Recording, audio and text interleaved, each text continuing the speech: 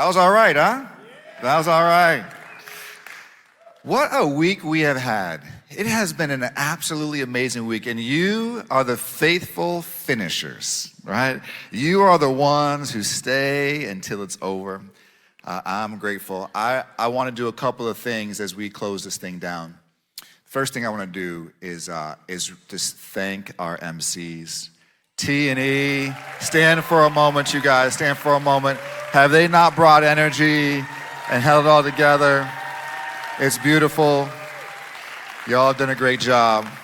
I know it was fun for you, and you made it fun for us. So thank you both. And I want to thank Scott and Wendy last night, who had a good time at the banquet. How cool was that? Thank you for leading us last night, Scott and Wendy. And we have, guys, putting on a conference is hard. I mean, last year, there's about 600 registrations. This year is about 700. It's a lot of work. And we have a team that has been amazing that has helped make all this happen. And so if you're part of the conference team, would you please stand if you're in the room? I see Kimberly here in the front holding it together. Is anybody else in the room still? You're supposed to stand, Kimberly. This is a moment. Allie's here in the front. There's 8 of them. You all have crushed it and done such a good job. Thank you very much thank you. It has been a labor of love, hundreds of hours of preparation to get to this point, it's awesome. So as we wrap this up, I want to bring on a few things that are on my heart and one more surprise. A couple days ago, maybe last week, I get an email with a link to a video that I haven't seen for years. This is the original CarePortal video. And some of you all have seen that video, but many of you have not. And I just want to tell you, when you see the guy who looks like me but has a lot more hair, it's somebody else. Take a look.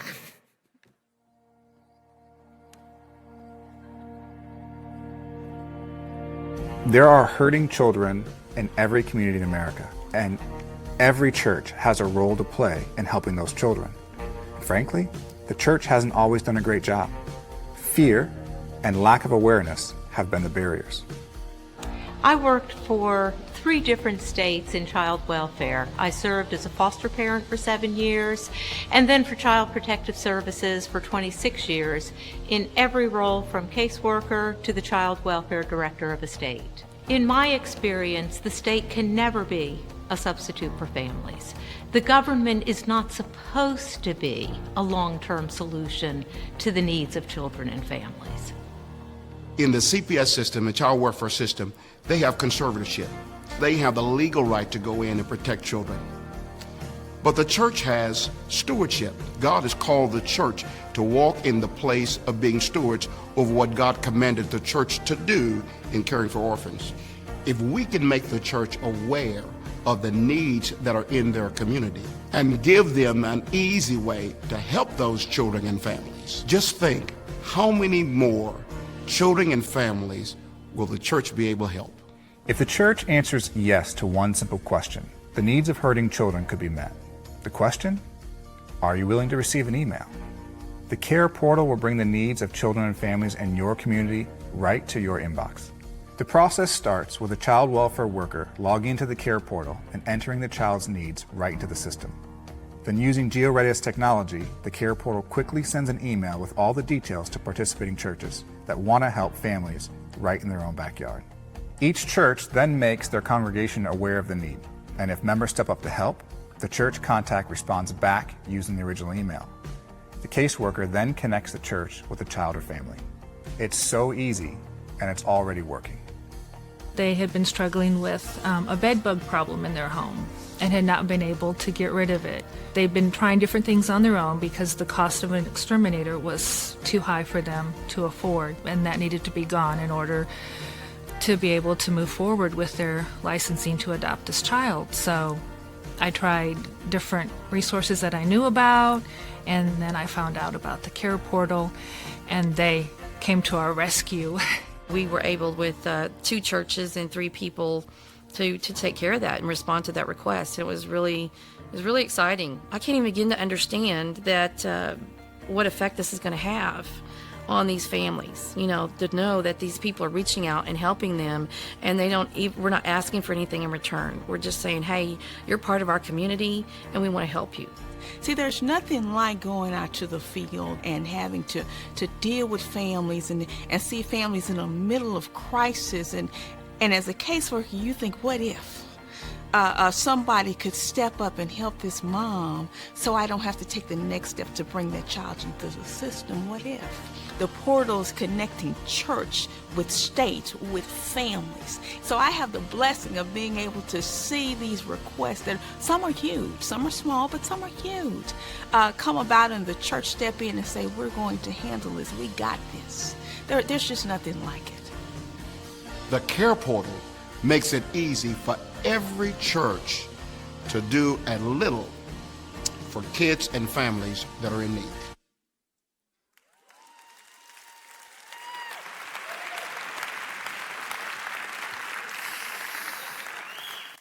That was not me. You know, some things do change, right? Some things change. And I know as you're watching that video, you were like, some things are exactly the same. The seed that God planted, the vision that he gave us to connect kids and families in crisis with churches in proximity that want to help so they could see and serve their most vulnerable neighbors. That is the same seed then. It is grown into a tree now. That has not changed. It is all still working. Our heart is the same, and what's different is there is an army of people out there, you all, and all the people that you lead who are carrying this work forward, and it is an absolutely beautiful thing. So it is so good for us to rewind and look back at the beginning as we think about where we're going. And as I think about where we're going, I want to think about and remember some key moments from this conference. I know if you pause for a second, you can think about a conversation that you had, a breakout session that you were in, a main session speaker that spoke something to you that you just felt moved by. Those are the things that you take with you. You have heard 10,000 words while you've been here this week. You're not going to remember all of them. But there are a couple things that you should remember. And for me, there's a couple things that I want to remember. I want to remember Nika, and how it was for her as a little girl who was afraid, and how now she knows that you can be anything, and you set your mind to, and she's doing that for other young people. I think about Eric and how he said that the church and the state both have a role to play, and we don't have to agree on everything, but we can agree on caring for the same people because we have the same desire. I think about Sarah and the quote that she said, we become fully human in the presence of another who refuses to turn away. I think about my sister, Lindsay. Do not lose hope. Buster. I can't get the short arms out of my head with this long spoon. I can't do it with this microphone, you know? But what he basically was saying is, hey, when we focus on feeding others, we all get stronger, right? And I had a personal special moment happen before the conference even started. We were doing a soul care time. And we were working through John 13. And the soul care time was just having us be in the Word and reflect on it and listen to the Lord and to see if he might speak something to us. And he did. He spoke something to me. That chapter is about Jesus washing the feet of the disciples. And for those of you who are familiar with it, he's saying to them at this Last Supper, like, hey, I need to do this. And one of the disciples, Peter, was like, you ain't doing my feet, right? You're not washing my feet. I'm not worthy of that. And he's like, no, I am. I must. You must see, like, this is what it means to care for other people. Do as I do. And this very strong statement, like, it was impressed on my heart. Because you see, when you have my role, I just have a role to play, and we have this big conference and all these people, you feel the pressure and you feel the sense of being centered in it, and I don't want to screw it up, and the temptation is to just get my mind stuck on it's about me. That's the temptation of the process. And what the Lord impressed upon my heart was, Adrien, set your heart to serve. Set your heart to serve. And so, for me, that was my favorite moment of the conference, because the Lord re-centered me on what matters the most and what I know matters so much to all of you. He wants us to set our hearts to serve. And that is why you are here, because you have a heart like that. October 8th, James Fay, he set his heart to serve. James is a caseworker. He's working with his family. Single mom, one middle school kid, has autism. Single mom has been down a rough path. Things just got harder for her. She's switching jobs from the automotive industry. She's going to philanthropy. She's low on cash. And her bank account gets hijacked. And her savings go. And she's got nothing. Like, she's got no extra. She can't pay rent. She can't pay her car insurance. And if she doesn't have her car insured and she gets pulled over, you know what happens next? There is no margin for this woman. And so the caseworker, James, puts it in the CarePortal. The CarePortal. He puts it in. And the next thing you know, that same day on October 8th, Jade set his heart to serve. The next day, Sherry and Craig set their hearts to serve, all contributing to this request. A connecting church took the lead and set their heart to serve. And they got to know Mom. She's leaving this automotive industry. She's getting this philanthropy degree. And she's got no money to even buy scrubs as a uniform for her new job. And she's got no money to buy a Halloween costume for her little boy so he can go get candy like all the other kids. So the church puts a church-entered need in. They advocate for Mom. We need scrubs and we need Halloween costume. And Kaylin and Lisa and Ron set their hearts to serve. And guess what happens? Relationship happens. Relationship that leaves a lasting impact on a person's life. So I was texting with Lisa, one of the folks at that church, asking her about this. And I asked her, what do you think about Mom? Tell me what she's like. Because you know her. And so Lisa sends me this message and she says,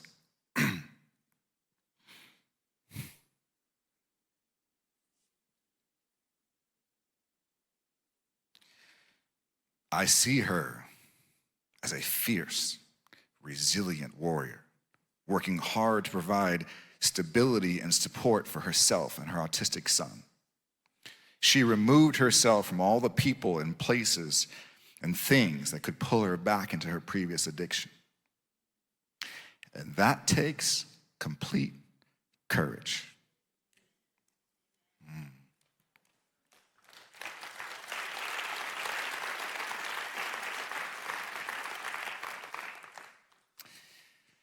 And then Lisa sends me this other text message that she got from Mom.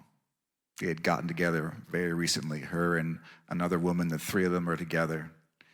And the mom sends a text to Lisa, and the mom says, "Thank you both so much. It feels good to be seen. And both of your spirits are very comforting.